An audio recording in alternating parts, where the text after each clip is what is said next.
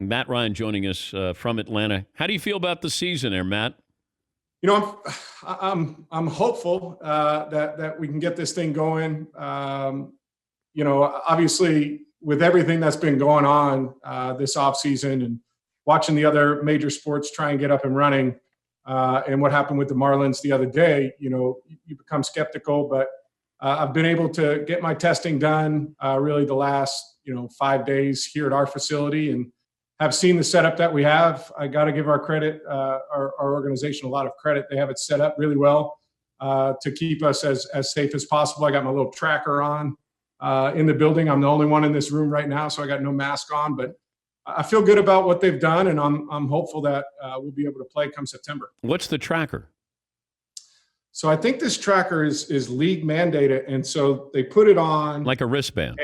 Yeah, like a wristband, and then there's this kind of device or whatever that's inside of it that tells you if you're within 6 feet of anybody. And so it starts to kind of beat red, and you can move away. But it's also in case anybody tests positive, they can go back and check the data to see who was around that person for an extended period of time, so they can quarantine those players or coaches or personnel, and then test them again within 24 hours to make sure everything is safe. I'm wondering about the quarterback room. Is that going to be different this season? Can you guys all be together and then run that risk of if one guy tests positive, then everybody else is, and what that would do to your roster? It'd be tough. It'd be tough if it wipes through, one of the position groups.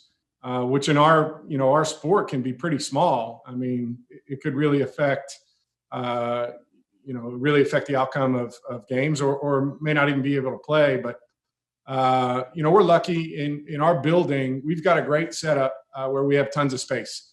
And so, we're able to kind of, separate from each other, make sure we all got masks on, and try and do everything we can. But you're right, there's a lot of unknown on what could happen, but I think it's our responsibility as players and as citizens of the country, right, to kind of do everything we're being told to do to try and stay as safe as possible.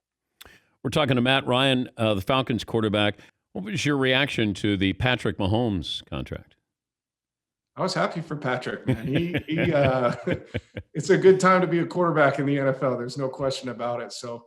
But he's been such a dynamic player since he's come into the league, and I think it's good for him. I think it's good for their organization too. There's long-term stability there, and they know what they've gotten him in terms of a player, in terms of a leader, and he's been unbelievable, and I'm happy for him.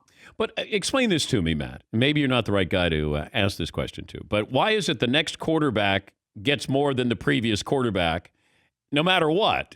And that next quarterback is not necessarily better than the previous quarterback who had the highest salary in the league. I don't overthink it, Dan. I don't overthink that one. I just go with it. But do you look at other salaries here and say, well, I'm better than him, or he's getting paid more than me, I'm better than him?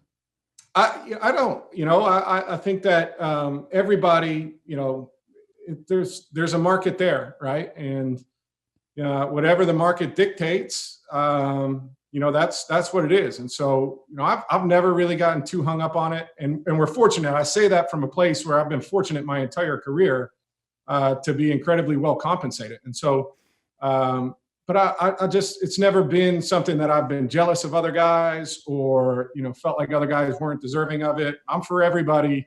Making what they can make and getting what they can get. And, because to be honest with you, for as long as I've played, you see people who get injured at different times. Our game is so one play at a time that, I'm all for people getting what they can get when they can get it.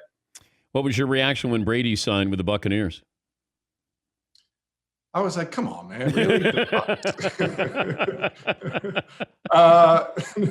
No, I mean, I kind of, my gut was kind of telling me, this could be a potential landing spot for them.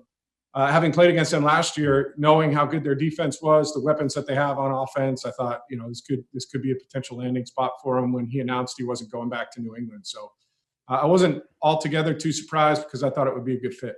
Have you ever had a conversation with him about that Super Bowl?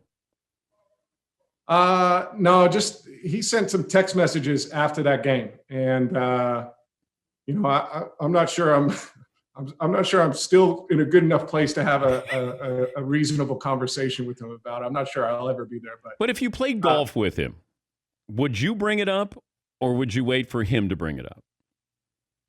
I think you got to rip the Band-Aid. I'm at a point in my life where I've found in these kind of things, I think you just got to get it out there and throw it out there. And so, yeah, I think if I were, having a beer with him or playing golf or something like that, I think it'd be like, man, so why'd you have to do that?